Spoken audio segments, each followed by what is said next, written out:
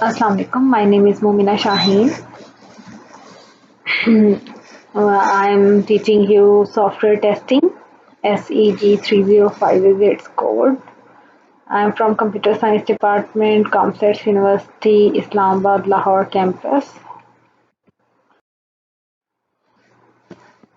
It is the second lecture of this course. Here is the outline. We will go through formal definition of software testing, then to bug and how reasons of its occurrence, then to the root causes of these bugs. Then we will move toward cost of bugs. So, software testing के बारे में जो चीज़ें हैं वो एक minor सी जो definition है वो ये है कि testing is the process of executing a program with intention of finding its errors. So when we are going to test a program or we are going to test a system, then we are actually having an intention to break that system.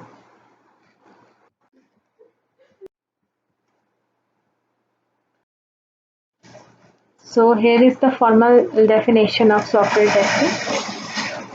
You can pause the video and read this definition. इस पूरी definition में मैं एक चीज़ आपको बताना चाह रही हूँ वो ये है that software testing is a formal process. Please focus on this formal process, which is carried out by specialized testing team in which a software unit, several integrated software units, and the whole entire software package are examined by running the program on a computer.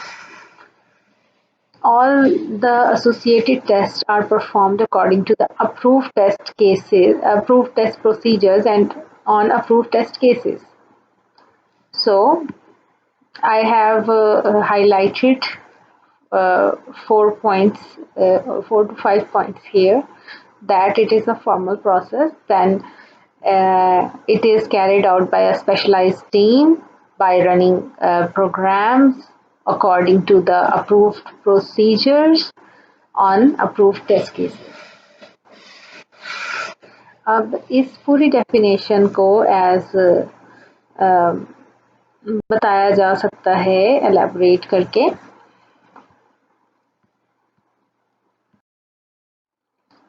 Why it is formal?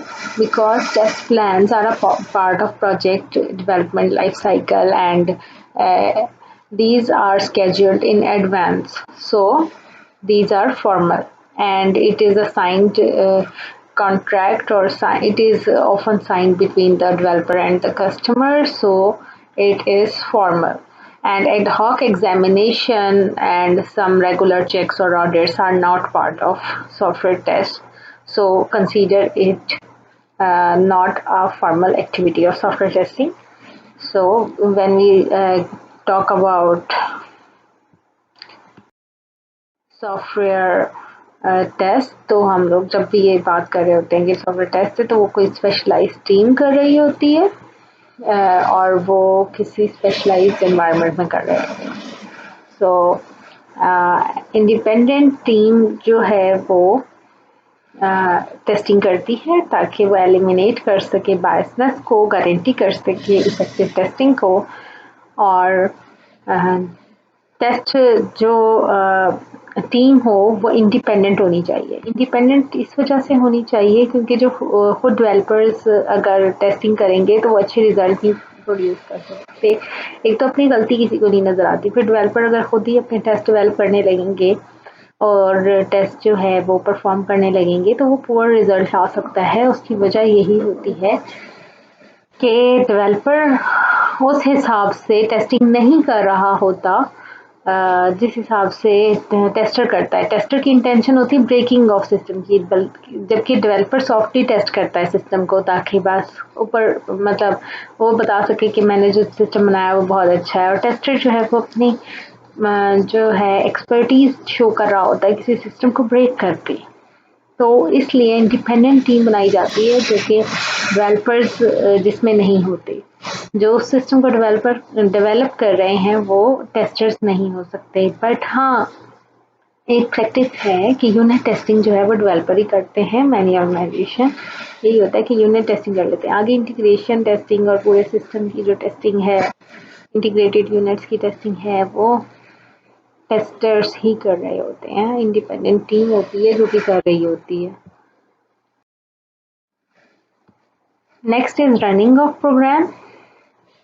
So quality assurance activity जो है उसमें programme running involve नहीं होती, लेकिन जब हम लोग testing की बात करते हैं तो कोड इंस्पेक्शन जो है सॉरी कोड टेस्टिंग जो है वो सॉफ्टवेयर को रन करके होती है किसी एक स्पेशलाइज्ड यूनिट पे। आप एक एनवायरनमेंट में एक पीसी पे जो है रन करते हैं प्रोग्राम को, फिर टेस्ट करते हैं। सो इंस्पेक्शन वगैरह जो है वो नॉट पार्ट ऑफ टेस्टिंग है। इसी तरह से अप्रूव टेस्ट प्रोसीजर्स को ही लिया जाता है, जो कि टेस्टिंग प्रोसेस परफॉर्म होना है उसका टेस्ट प्लान और टेस्ट प्रोसीजर्स पहले ही डिसाइडेड होते हैं, अप्रूव हुए होते हैं एसक्यूए टीम से, और वही अडॉप्ट किए जाते हैं टेस्टर्स के थ्रू भी। मतलब जो टेस्टिंग टीम है वो भी वही चीज़ें यूज़ करती हैं।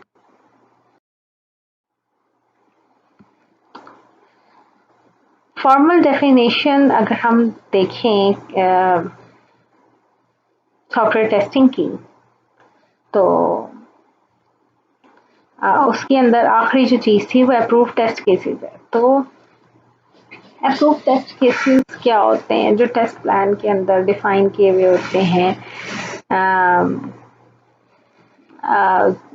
Test cases are basically the inputs which can be given to the program, and starting में ही फाइनलाइज हो चुके होते हैं टेस्ट प्लान में, mostly according to the use cases और functionalities of a system. Functional requirements जो हैं उसकी बेसिस पे ही टेस्ट केसेस को फाइंड आउट किया जाता है कि टेस्ट केसेस क्या होने चाहिए, क्या बनेंगे, और वो अप्रूव्ड होते हैं। तो वो टेस्ट केसेस वैसे ही रहते हैं टेस्ट प्लान में, और एट द एंड सिस्टम को उसी के थ्रू जो है टेस्ट किया जाता है। इसमें कोई भी बाद में एडिशंस या डिलीशंस नहीं की जा सकती। Let's move on to bugs. Informally bug वो चीज़ है जो कोई भी अगर सॉफ्टवेयर फेल हो जाता है तब होती है। तो हम लोग फेलियर के लिए और भी टर्म्स यूज़ करते हैं, जैसे फॉल्ट है तो फेलियर है, प्रॉब्लम है तो फेलियर है, कोई इनकन्सिस्टेंसी आ रही है डेटा में या रिकॉर्ड्स में तो वो भी फेलियर है। फेलियर एज पूरी प्रोडक्ट का भी फेलियर ही है, सॉफ्टवेयर फेलियर है। इसी तरह से एरर, बग, डिफेक्ट, ये सारी जो टर्म्स हैं वो काइंड ऑफ सॉफ्टवेयर फेलियर है, and these should be avoided from a system to maintain its quality. So bug क्या होता है? फॉर्मली हम लोग कह सकते हैं कि बग इज अ सिचुएशन जो कि अगर होती है अगर इनमें से कोई से भी 5 रूल्स जो हैं वो वायलेट हो जाते हैं। सो फर्स्ट रूल इज कि प्रोडक्ट ऐसा कुछ नहीं कर रही जो कि स्पेसिफिकेशन में लिखा था कि उसे करना चाहिए मगर वो नहीं कर रही, तो वो बग है। इसी तरह से प्रोडक्ट अगर ऐसा कुछ कर रही है जो कि उसे नहीं करना चाहिए, ये स्पेसिफिकेशन में लिखा हुआ है कि उसे नहीं करना चाहिए तो वो कर रही है। सिमिलरली ऐसा कुछ आपकी जो प्रोडक्ट है वो ऐसा कुछ कर रही है जो कि स्पेसिफिकेशन में मेंशन ही नहीं है, तो वो भी वायलेशन है ना स्पेसिफिकेशन से, तो वो भी नहीं करना चाहिए। इसी तरह से कि कुछ ऐसी स्पेसिफिकेशंस होती हैं जो कि लिखी हुई नहीं होती, but the product must be doing those unsaid things because वो एक रूल ऑफ थंब होते हैं या किसी भी वजह से। तो अगर वो उस ऐसी कुछ चीज़ें जो उसे करनी चाहिए लेकिन वो नहीं कर रही, तो दैट इज़ अ बग। अगर प्रोडक्ट जो है वो हार्ड टू यूज़ है, डिफ़िकल्ट टू अंडरस्टैंड है, स्लो है, तो भी वो बग है, क्योंकि उससे यूज़र को जो है वो प्रॉब्लम हो सकती है, वो ईज़ी नहीं हो सकता होता, वो कंफर्टेबल नहीं होता। तो अगर यूज़र को वो तंग कर रही है, डिफ़िकल्ट टू अंडरस्टैंड है, हार्ड टू यूज़ है, तो वो बग है।